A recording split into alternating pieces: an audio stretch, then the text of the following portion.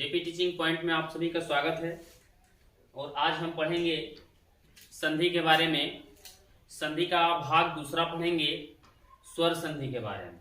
और स्वर संधि को 5 भागों में बांटा गया, उस 5 भागों का आज अध्ययन करते हैं। जो हम लोग पढ़े हैं पीछे, संधि किसे कहते हैं? तो संधि का शाब्दिक अर्थ होता है मित्रों, मेल।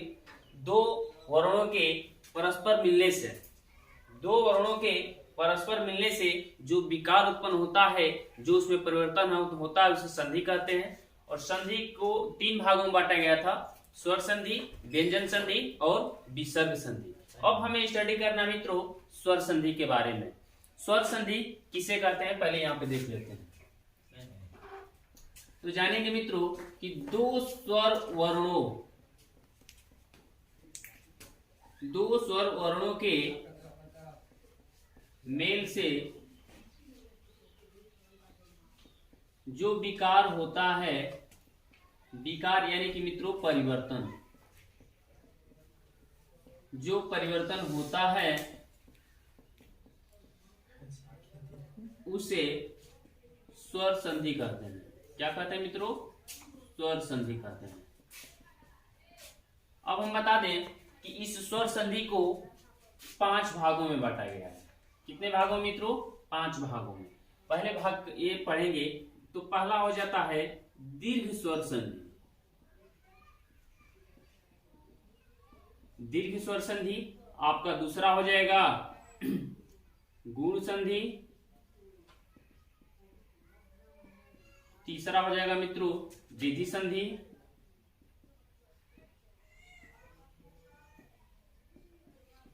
चौथा आपका हो जाएगा यण संधि। और 5वां मित्रों अयादि संधि।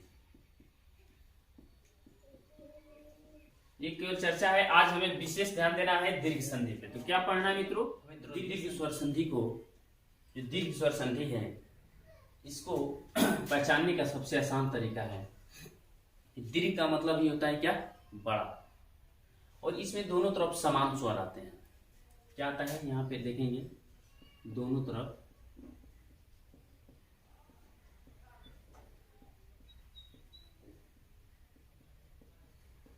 समान स्वर आते हैं। और ये दीर्घ स्वर, जब दीर्घ स्वर संधि में मित्रों क्या होता है कि बीच में सेंटर में यदि बड़ी मात्रा दिखे, सेंटर में बड़ी मात्रा दिखे, आ, बड़ी ई और बड़ा ऊ, ये मात्रा देखिए मित्रों, तो आप समझिए कि वो क्या है? दीर्घ संधि है। क्या मित्रों? दीर्घ स्वर संधि है। जैसे यहाँ पे हम लोग देख लेते हैं कि कैसे दीर्घ स्वर संधि बनता है। यहाँ पे देखेंगे जैसे कि ए,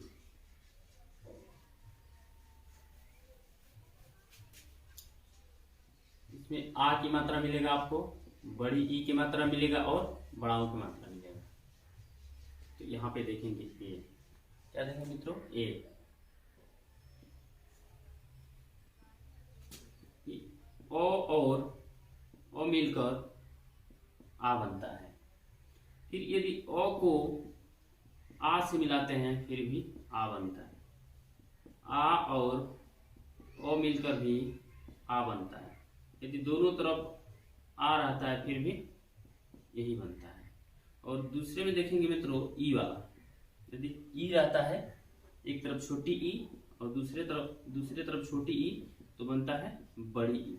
यदि एक तरफ छोटी ई और दूसरे तरफ हो बड़ी ई, फिर भी किसका बनता है? बड़ी ई बनता है। यदि एक तरफ हो बड़ी ई और दूसरे तरफ छोटी ई, फिर भी बनता है बड़ी ई। यदि दोनों तरफ बड़ी ई मिले फिर भी बनता है बड़ी ई। अब इस पे मित्रों हम एक उदाहरण देखेंगे। ओ और ओ मिलकर आ कैसे बनता है। तो इसमें क्या होता है मित्रों ना, कि जैसे कि कोई शब्द है तो इसमें कैसे मिलान होता है कि प्रथम पद का अंतिम वर्ण और द्वितीय पद का प्रथम वर्ण से मिलान से विकार उत्पन्न होता है।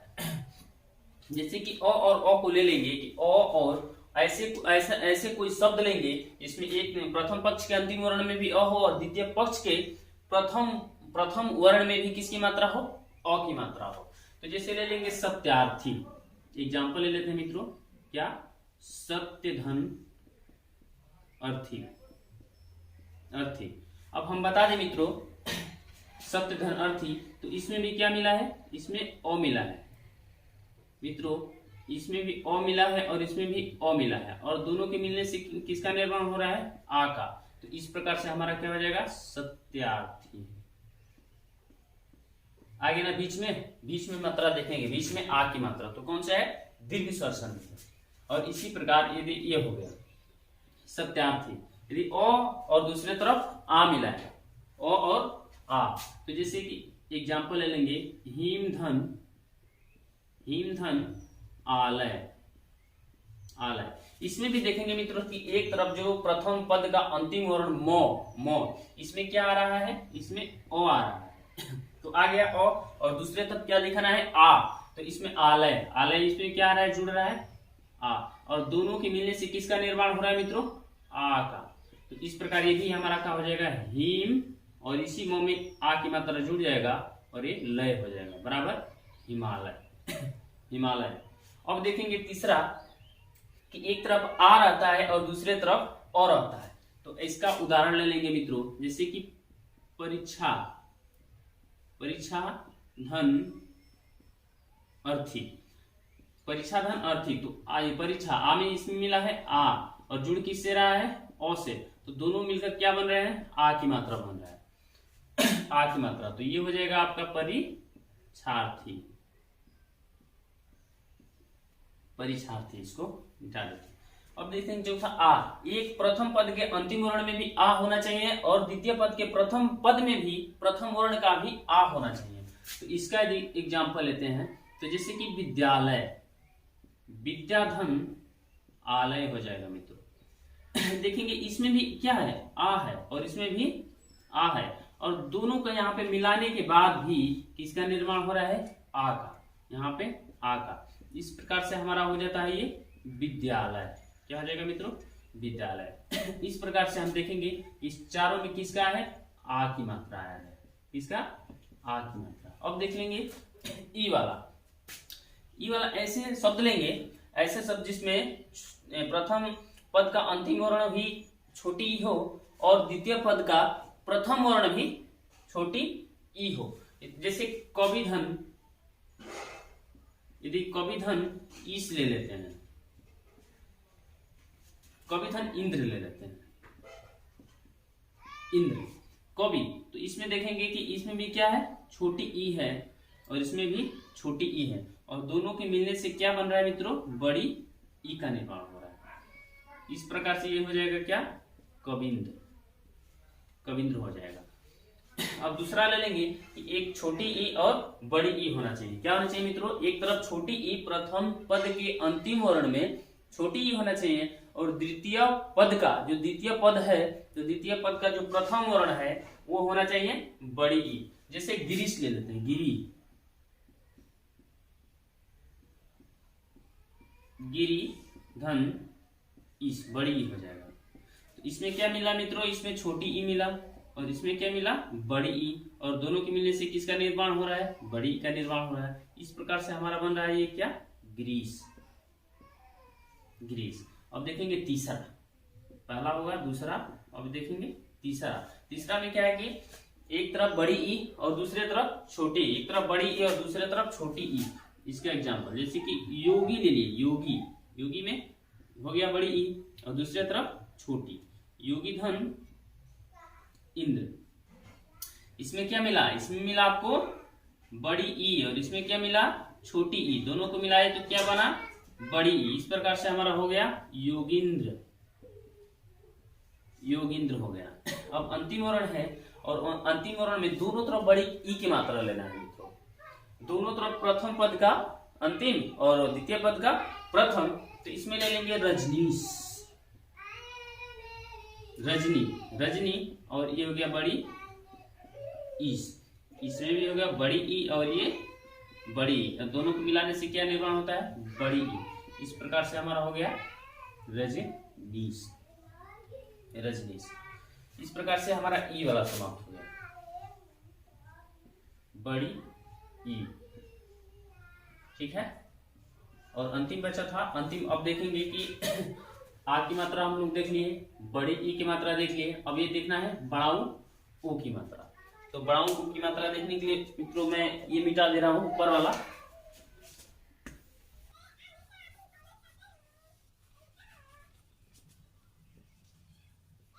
इसको मान लेंगे सी। इस प्रकार से यदि कभी भी हमारे सामने आता है क्या बीच में शब्दों के बीच में बड़ा मात्रा बड़ा आता है तो जानेंगे कि दीर्घ स्वर संधि होता है। अब लेंगे सी में ले लेंगे मित्रों, जैसे कि ऊ, छोटा ऊ और छोटा ऊ मिलकर भी क्या बनता है, बड़ा ऊ। यदि एक तरफ छोटा ऊ हो और दूसरी तरफ क्या हो, बड़ा ऊ हो, तो भी मिलता है बड़ा ऊ। यदि एक तरफ बड़ा ऊ हो और दूसरी तरफ छोटा ऊ तो मिलता है बड़ा ऊ। यदि दोनों तरफ बड़ा ऊ मिले तो भी मिलता है बड़ा ऊ। इसका मतलब ये हो जाएगा। अब देखेंगे एक एक एग्जाम्पल देखेंगे और एग्जाम्पल में देखेंगे ऐसे वर्ड को जैसे कि यदि किसी वर्ड में छोटा ऊ प्रथम पद का छोटा बड़ा ऊ दिख जाए, यानी और संधि में दिख जाए कि प्रथम पद का जो अंतिम वर्ण है उसमें छोटा है और द्वितीय पद का जो प्रथम वर्ण है उसमें भी छोटा है, तो क्या हो जाएगा, दीर्घ स्वर संधि हो जाएगा। क्या हो जाएगा मित्रों, दीर्घ स्वर संधि। जैसे कि इसमें ले लेते हैं भानु, भानु ठीक है, और दूसरा ले लेते हैं उदय, उदय। तो इसमें देख रहे हैं मित्रों कि इसमें भी छोटा ऊ है और इसमें भी छोटा ऊ है और दोनों को मिलाने से क्या बन जाएगा, बड़ा ऊ। आ समझ में, जैसे कि ये छोटा ऊ और इसमें भी छोटा ऊ और इस दोनों का कंबाइन करेंगे तो मिल जाएगा बड़ा ऊ। इस प्रकार से ये भानु है तो 9 पे बड़ा ऊ का मात्रा हो जाएगा, ये हो जाएगा भानुदय, यानी कि पहला का क्लियर हो जाएगा भानुदय। अब देखेंगे कि ये एक तरफ इसका उदाहरण ले लेंगे, दूसरे का एक तरफ छोटा ऊ होना चाहिए मित्रों, जैसे कि ले लिए लघु, लघु और एक तरफ बड़ा उर्मी, उर्मी ऐसे ही लिखते हैं। तो इसमें भी छोटा हूं और इसमें भी छोटा हूं और दोनों मिलकर क्या हो जाएगा, बड़ा हूं। तो ये हो जाएगा हम आपका लघुर्मी, लघुर्मी। ये दूसरा आपका हो गया। अब तीसरा देखेंगे कि एक में होना चाहिए क्या, बड़ा ऊ और दूसरे तरफ कौन होना चाहिए क्या मित्रों, छोटा ऊ। एक तरफ बड़ा ऊ और दूसरे तरफ छोटा ऊ। एग्जाम्पल में ले लेंगे, जैसे कि एक तरफ बड़ा होना चाहिए, जैसे कि एक ले लेते हैं बधु, बधु और दूसरे तरफ छोटा उत्सव, और इसको हो जाएगा ये बड़ा ऊ और ये छोटा ऊ, छोटा ऊ मिलकर क्या हो जाएगा, बड़ा ऊ। ये क्या हो जाएगा, बधुत्सव, बधुत्सव। ये तीसरा हो गया। अब जिससे अंतिम है मित्रों, दोनों तरफ बड़ा ऊ लेना, तो दोनों तरफ बड़ा ऊ के एग्जाम्पल मिलेंगे, जैसे कि भू एक तरफ ले लेते हैं और एक तरफ ले लेते हैं बड़ा ऊर्जा, और इसमें भी बड़ा है और इसमें भी बड़ा है और दोनों के मिलने से भी बड़ा का निर्माण हो रहा है। तो इस प्रकार से हो जाएगा हमारा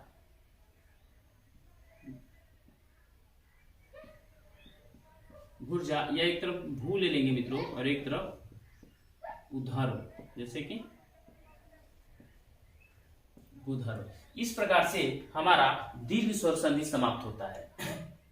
कैसे, और दीर्घ स्वर संधि में बस एक ही बात याद रखेंगे मित्रों कि शब्दों के बीच में सेंटर में, शब्दों के सेंटर में बड़ा आ, बड़ी ई और बड़ा ऊ की मात्रा यदि दिखे तो कहीं भी ध्यान नहीं ले जाएंगे मित्रों, डायरेक्ट बोलेंगे कि वो कौन सी है, दीर्घ स्वर संधि है। दीर्घ स्वर संधि का पहचान यही हुआ मित्रों कि जिस सेंटर में, शब्दों के सेंटर में बीच में यदि आपको दिख जाए बड़ा ई, बड़ी ई की मात्रा और बड़ा ऊ, तो जानेंगे कि दीर्घ स्वर संधि है।